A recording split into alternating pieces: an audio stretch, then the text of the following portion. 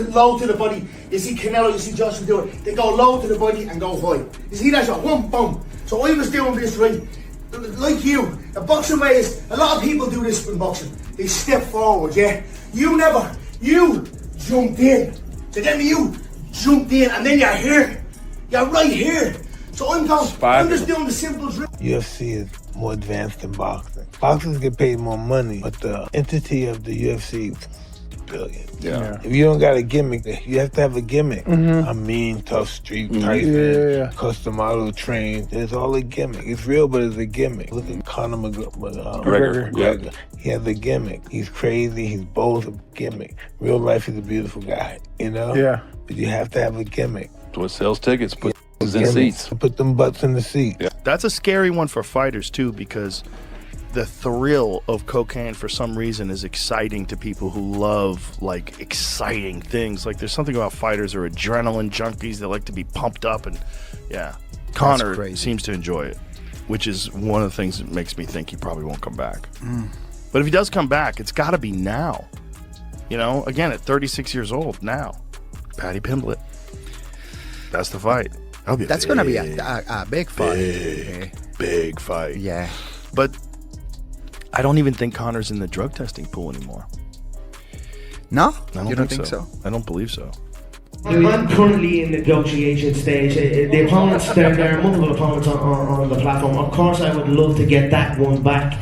I felt I went into his round, and I felt handy early on. He had to wait for me to get tired. I do have a little bit of a concern with Conor. I do. The words that Conor used are not true. Conor is not negotiating with the United States government. Nor has he ever. Nor will he ever. If you were to ask Conor McGregor the phone number to the United States government, he would not be able to produce it. Just for example, this is not real. But the voice in which Conor did the spoof interview is also not Conor's natural speaking voice. He's doing more and more interviews with this new voice. I enjoy Conor's voice. I like when Conor talks to you. The Macho Man, Randy Savage. Yeah, oh yeah. See, over time, he forgot that this wasn't his actual voice. Yeah, the people that know him. The people that know him say that he started to answer the telephone. He started to answer the telephone with this voice. And the people would say to him, Larry, why are you speaking like that? And he would say, I'm trying to stay into character at all times. This is how you become good at it. This is how you become good at the gimmick. The biggest fight in UFC history might be happening at the White House, and the politics behind who gets on this card are absolutely insane. While everyone's debating fantasy matchups and analyzing odds, one name towers above every other discussion: Conor McGregor.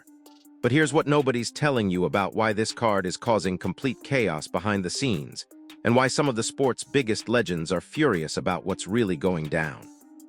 At the end of the day, you know, people keep talking about the belts and whatever and this and that, and you know, this guy's gonna fight. They're saying that he can fight Floyd. He's getting ready for Floyd or whatever. And I think the division has moved on. You know, this whole Floyd Mayweather talk and him making 50 mil, 75 mil, whatever the talk is. Like, would you guys come back to MMA after a fight like that? Like, you know, like this guy, you know, Conor should be proud. You know, everybody tells us, oh, he's a champ, blah, blah, blah. Like, he should be proud, you know? Conor was a champ, you know? He should hold his belt. He should hold his belt up high and proud, you know? And at the end of the day, he's the 2015 champ, you know? This is 2 years later already. And he never ever once talked about defending the 45 belt ever. Not ever. He not ever once talked about it. He talked about defending the 55 belt more than the 45 belt, you know? Daniel Cormier just threw ice water on everyone's McGregor fever dreams, and his reasoning is brutal. DC's not buying the hype anymore, and he's got receipts to back it up. After McGregor raked in over $100 million from the Floyd Mayweather circus, then another massive payday getting mauled by Khabib Nurmagomedov. Plus his whiskey business making him generationally wealthy, Cormier believes the hunger is gone. But here's the kicker: DC specifically pointed to that Khabib fight as proof that McGregor can't handle elite-level adversity anymore.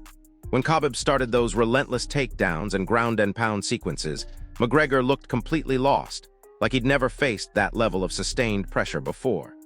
Geith isn't just questioning McGregor's skills, he's questioning whether the man who used to thrive on being doubted even exists anymore. Because when you've got F***CKU money and luxury yachts, do you really want someone like Islam Makhachev trying to separate your head from your shoulders? It's over. Bro. It's over for him? It's over, dog. Conor McGregor. He made too much money, huh? He made way too much. He sold that liquor for what, $500 million? Yeah, he got $100 million for fighting Floyd. Got $100 million for fighting Floyd. Then he was doing pay-per-views like nothing. Yeah. And him and Khabib did 2.5 million pay-per-views. Him and Khabib was the best. Did you think he was just one-dimensional and that's why? No, he was good. But when they got him on the ground, DC, he couldn't get up. But they couldn't get him on the ground. Yeah, they did. Khabib got him on the ground. But Justin Geith sees this completely differently, and his perspective reveals something wild about the politics of this White House card. While Cormier's over there wondering if Cormier still has the fire, is laser focused on one thing, the biggest possible spectacle. Despite his complicated history with Dustin Khabib, despite everyone pushing for that trilogy fight, Geith wants none of it. He's not interested in revisiting old business or settling scores from years ago. Instead, he's zeroing in on Khabib specifically because he knows that's the fight that breaks the internet, crashes streaming services, and generates the kind of global attention that transcends sports. Geith understands something crucial here. This White House card isn't just about fighting, it's about creating a cultural moment. And love him or hate him, McGregor is the only fighter who can deliver that level of mainstream insanity. Geith is basically saying forget about rankings, forget about who deserves what. This is about seizing the biggest opportunity in combat sports history. Tyler, are you interested in that? No. Or 1-on-1. Yep. I'm fighting for the championship next. I mean, that is the biggest fight in the world for me, for this division. It's the biggest fight that any of us could ever have. It's fighting for an undisputed gold championship belt. So there's nothing else that entertains me. If they came to me and said, do you want to fight McGregor on the White House card instead, I would think. Here's where things get controversial, and Demetrius, Mighty Mouse, Johnson is not holding back his frustration. Johnson is absolutely disgusted by the idea that name value alone should guarantee someone like McGregor or John Jones a spot on this prestigious card. In his view, this White House opportunity should belong to fighters who are actively competing, staying sharp, and earning their place through recent performances, not coasting on past glory. Johnson's argument cuts deep because he's essentially calling out the entire system that prioritizes celebrity over merit. He's watching guys like Sean O'Malley, Islam Makhachev, and Leon Edwards putting in work every few months while McGregor parties on yachts and posts cryptic Instagram stories. For Mighty Mouse, giving inactive fighters these premium spots isn't just unfair, it's damaging to the sport's credibility. He's basically saying the UFC has become more interested in entertainment than actual competition.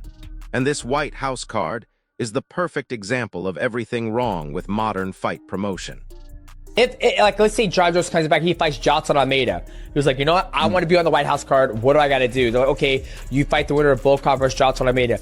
Bet. And then he beats Johnson Almeida. And then it's okay, perfect. You're going to fight the winner of XYZ on the White House. Perfect. I'm all for it. But I just don't like when somebody's iced, sitting there chilling. They get to pick and choose what they do. Maybe they earn that right. I have no idea, right? But for me, I want to see guys who are putting the fucking, rubber to the pavement.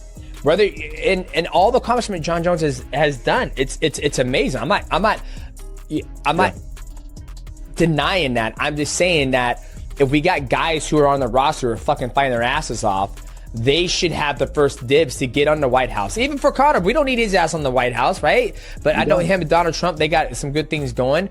But I just don't want to see other athletes miss out on an opportunity that are. Now this is where things get absolutely wild. And Chael Sonnen just exposed something that nobody else is talking about. Chael completely destroyed McGregor's recent claims about negotiating directly with the US government, calling it pure performance art with zero basis in reality. But here's what's really concerning Chael.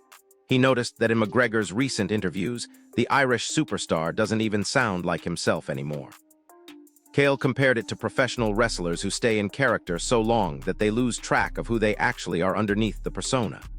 Think about that for a second. We might be watching McGregor disappear into his own mythology in real time. Chael's basically suggesting that McGregor has been playing the larger-than-life character for so long that he's starting to believe his own hype, even when it ventures into complete fantasy. And that's dangerous territory, because when you can't distinguish between your public persona and reality, you make decisions that can destroy everything you've built. I do have a little bit of a concern with Conor. I do. The words that Conor used are not true. Conor is not negotiating with the United States government. Nor has he ever. Nor will he ever. If you were to ask Conor McGregor the phone number to the United States government, he would not be able to produce it. Just for example, this is not real. But the voice in which Conor did the spoof interview is also not Conor's natural speaking voice. He's doing more and more interviews with this new voice. I enjoy Conor's voice. I like when Conor talks to you. The Macho Man, Randy Savage, yeah, oh yeah. See, over time, he forgot that this wasn't his actual voice. Yeah, the people that know him. The people that know him say that he started to answer the telephone. He started to answer the telephone with this voice. And the people would say to him, Larry, why are you speaking like that? And he would say, I'm trying to stay into character at all times. This is how you become good at it. This is how you become good at the... Cale's analysis gets even more brutal when he breaks down the logistics of what McGregor is actually claiming. The idea of special government perks, national symbolism, or some kind of official endorsement tied to this White House fight. Complete nonsense, according to Cale. While McGregor absolutely remains the sport's biggest draw and consistently commands the largest purses, Cale finds it bizarre to frame an American symbolic event around a non-American fighter. But here's the real danger that Cale identified. When performers start genuinely believing the larger-than-life personas they've created, they lose their grip on what's actually possible versus what sounds good in a promotional interview.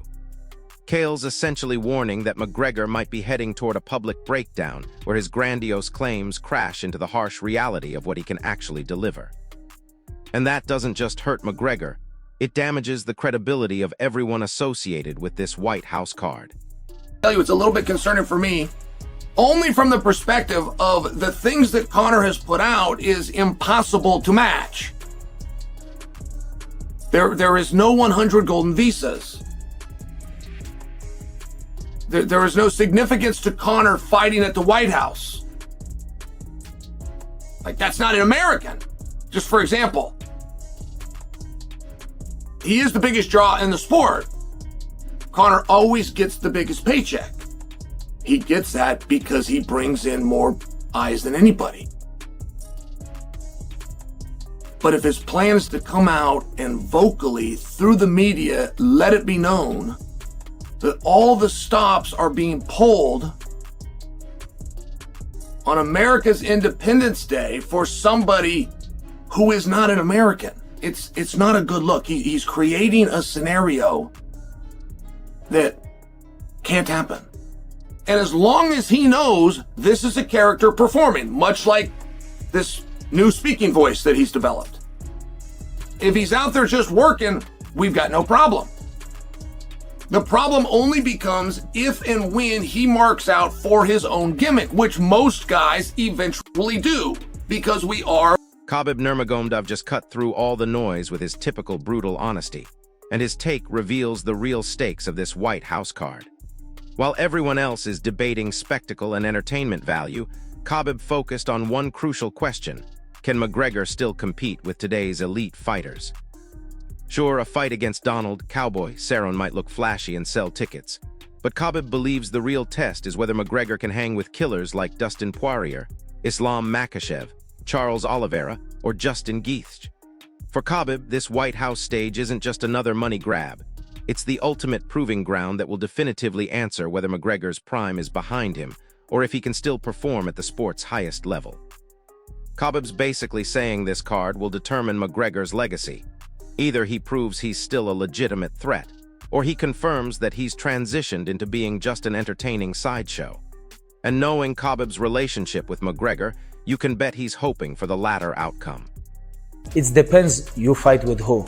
If you're gonna fight with Cowboy Cerrone, you're gonna look good. You're gonna be like lion. But if you're gonna fight like guys who on the top, who really best in the world, like Dustin Poirier, like this fight gonna show your level. You know, okay, fight with Cowboy or like these fights, be lion and that's it, make money. This is smart. But if you wanna become champion, if you wanna fight like Beneil, Islam, Charles, Dustin Poirier, Justin Gaethje, these guys lions, you know? These guys gonna show your level. Then Manny Pacquiao came out of nowhere and threw his hat into the ring, proposing his own White House showdown with McGregor. And this reveals something fascinating about the global appeal of this event. For Pacquiao, this isn't just about testing himself against a modern icon. It's a respectful nod to his connection with Khabib and a desire to see McGregor truly tested in a way he hasn't been recently. But think about what Pacquiao's involvement represents. We're talking about legends from completely different eras and sports, all wanting a piece of this White House action. Every new Khabib, every fresh declaration is adding layers of tension and anticipation that are transforming this from a simple fight card into a cultural phenomenon. Nurmagomedov interest proves that this White House stage has the potential to become one of the most unpredictable history-making events in combat sports. And honestly, the fact that boxing legends are trying to crash the UFC's party shows just how massive this thing could become. Now, another big name that you've been linked with over the years, and there was very big rumours about you and Conor McGregor. I know Umar Kremlev has said that he wants to maybe stage that fight one day in Russia. Do you think that would ever happen, you boxing Conor McGregor, or you having a crossover fight with Conor McGregor? Oh yeah, that's possible also with Conor McGregor. Depends, but as long as I can still fight. And then just final one from me, similar to Conor McGregor, have Khabib Nurmagomedov, who is of course a massive star in MMA and undefeated fighter. If you had the choice between fighting Conor McGregor and Khabib Nurmagomedov, who would you fight and why? McGregor. And why would it be McGregor and not Khabib? Too much. Do you prefer that? I want to shut his mouth out. Do you prefer that somebody at Khabib is very humble, is a very religious man? You prefer that type of person? He's a nice guy. He's a nice person, humble, and that's an inspiration. A good role model for sport. Max Holloway just delivered a reality check that nobody wanted to hear, and his perspective shows how the sport has moved on without McGregor. While everyone's busy debating who Conor might fight next and how much money he's making, Holloway pointed out that the actual divisions have continued evolving without him. Max acknowledged McGregor's accomplishments, especially his 2015 championship run, but he also noted something crucial. McGregor hasn't seriously discussed defending the 145-pound title he once held, focusing instead on the 155-pound belt in conversations. For Holloway, the message is clear. It's time to close that chapter and let the sport progress. Meanwhile, Jon Jones is absolutely captivated by the White House event, particularly the escalating buzz around Ilia Topuria potentially headlining against Justin Gaethje. While Jones respects legends like Anderson Silva, it's the prospect of Topuria stepping into that historic spotlight that excites him most, highlighting just how monumental this White House stage could become in shaping the sport's next big moments. Justin Gaethje has made it crystal clear that his potential clash with Ilia Topuria could be absolutely career-defining, and the stakes couldn't be higher. Confident in his devastating knockout power and elite skills, Gaethje isn't backing down from this immense challenge, even though he's fully aware that Topuria has already finished elite fighters like Alexander Volkanovski and Max Holloway. For Gaethje, a hard-fought victory on that historic White House stage would keep his championship dreams alive and his fighting fire burning intensely. But here's what makes this fascinating. Gaethje admits that a devastating knockout loss might signal that it's finally time to hang up the gloves for good. That level of honesty is rare in this sport, where fighters usually talk about bouncing back from any setback. Gaethje is basically putting his entire future on the line, which means this potential matchup promises the kind of desperate, all-or-nothing violence that could steal the entire show and become the talk of the fighting world for years to come. John Anik, the voice of the UFC, offered some insider perspective that reveals the real challenges of booking this White House card. While recognizing the massive buzz around McGregor's return, Anik raised serious doubts about some of the rumored opponents being discussed behind the scenes. He noted that a bout with Michael Chandler, though flashy and crowd-pleasing, wouldn't necessarily carry much significance in the stacked lightweight division and might end up being at a catchweight, further diminishing its divisional impact. For Anik, the real excitement lies in potential matchups with legends like Nate Diaz or Mauricio, Shogun, Rua, fights that would genuinely test McGregor's current abilities and carry meaningful stakes. Anik's perspective matters because he's got inside access to what the UFC brass is actually considering versus what gets leaked to generate social media buzz. And if he's expressing doubts about certain matchups, it suggests the promotion is struggling to balance spectacle with sporting credibility. Brendan Schaub laid out his vision for the perfect White House card, and his approach reveals the delicate balancing act this event requires. Schaub wants John Jones in the main event with McGregor versus Justin Gaethje as the co-main event, ensuring the sport's two biggest names remain front and center. He even floated intriguing potential bouts like Sean O'Malley against Corey Sandhagen, though he admits those matchups might not generate the same level of mainstream buzz. For Schaub, success depends on finding the perfect balance between undeniable star power and fights that keep hardcore fans engaged from start to finish. But here's what's interesting about Schaub's vision. He's essentially admitting that this card needs to serve two different audiences simultaneously. Casual fans who only tune in for McGregor's antics, and hardcore fans who want to see legitimate championship-level competition. That's an incredibly difficult balance to strike, and it explains why the UFC is taking so long to finalize this card. So here's where we stand with this unprecedented White House card. All roads lead back to Conor McGregor taking center stage. But the politics and logistics behind making it happen are absolutely insane. With potential matchups against fighters like Justin Gaethje, Nate Diaz, and Ilia Topuria generating massive excitement, we're looking at an event that could redefine what's possible in combat sports. The real question isn't whether McGregor headlines, it's whether the UFC can deliver on the massive expectations they're creating. This card has the potential to be either the greatest spectacle in fighting history or a disappointing reminder that some promises are too big to keep. Who do you think actually makes it onto this White House card? Will McGregor prove he's still elite, or will this expose him as yesterday's news? Drop your predictions in the comments below, tell me who you want to see step into that cage, and smash that subscribe button because this White House situation is about to get even crazier, and you don't want to miss a single update on what could be the most historic card ever assembled. But here's what nobody's discussing about the real power plays happening behind closed doors. Dana White is facing pressure from multiple directions that could completely derail this entire White House spectacle. Sources close to the UFC president reveal he's caught between government officials who want this event to showcase American fighters, sponsors demanding maximum global reach, and fighters' managers who are playing hardball with contract negotiations. The political optics of featuring non-American headliners at a White House event have apparently become a legitimate concern, with some advisors suggesting the card should prioritize homegrown talent like Sean O'Malley, Colby Covington, or Dustin Poirier. But here's the brutal reality. None of those fighters generate the worldwide attention that McGregor brings to the table.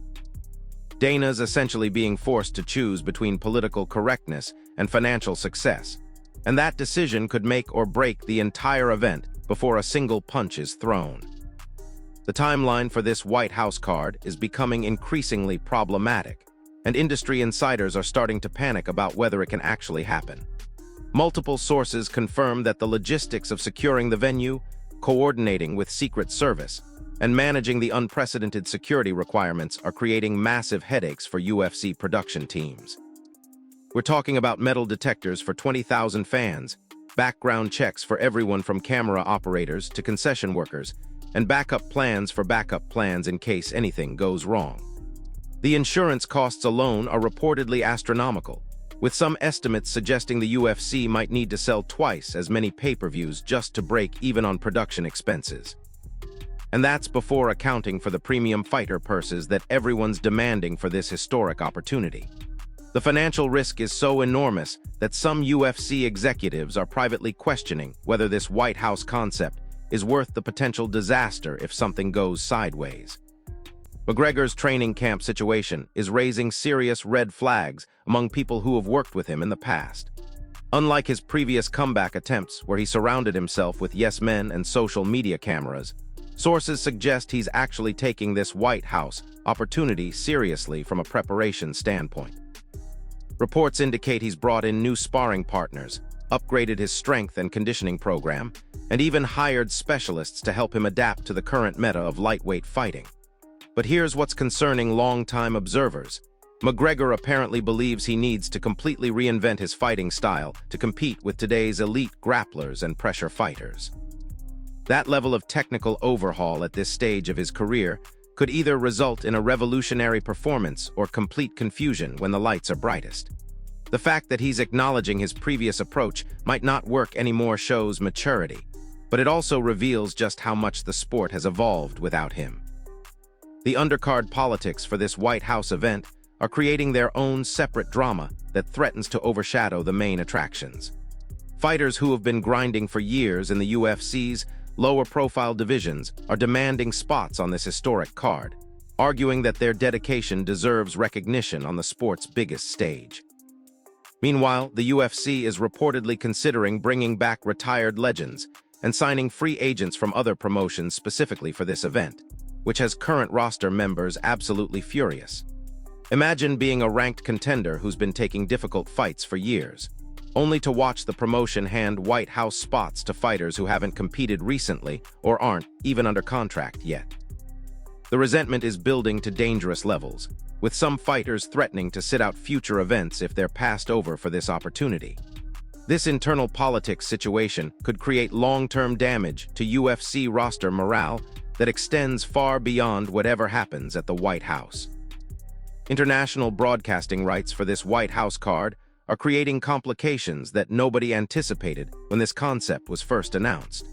Several major global markets are expressing concerns about the political implications of broadcasting an event from the White House, particularly countries with strained diplomatic relationships with the United States.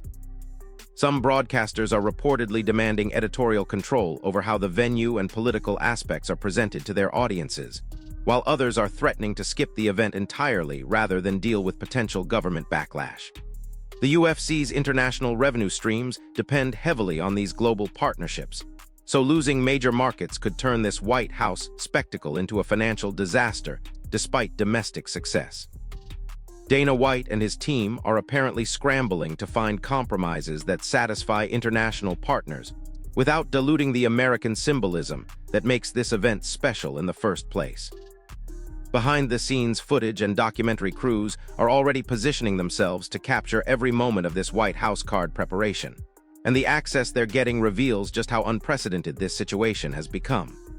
Netflix, Amazon Prime, and traditional sports networks are all bidding for exclusive documentary rights, with some offers reportedly reaching eight-figure territories just for filming privileges.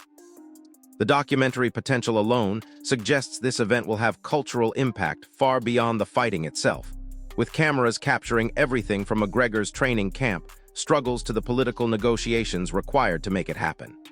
But here's what's fascinating. Some fighters are actually changing their preparation routines and media availability, specifically because they know this documentation will define their legacies. The pressure of performing for both live audiences and future documentary viewers is adding psychological layers that could impact actual fight performances in ways nobody can predict. The ripple effects of this White House card are already changing how other combat sports promotions approach their own major events. Bellator, One Championship, and even boxing promoters are scrambling to create their own historic venue concepts, worried that the UFC is about to set a new standard for spectacle that will make traditional arenas feel mundane by comparison. Some promotions are reportedly exploring partnerships with international governments, famous landmarks, and cultural institutions to create their own once-in-a-lifetime atmospheres. The competitive pressure is forcing the entire combat sports industry to think bigger and more creatively about event presentation, which could revolutionize how fights are packaged and sold to audiences worldwide. But it's also creating an arms race of spectacle over substance that has purists worried about the sport's long-term direction and credibility.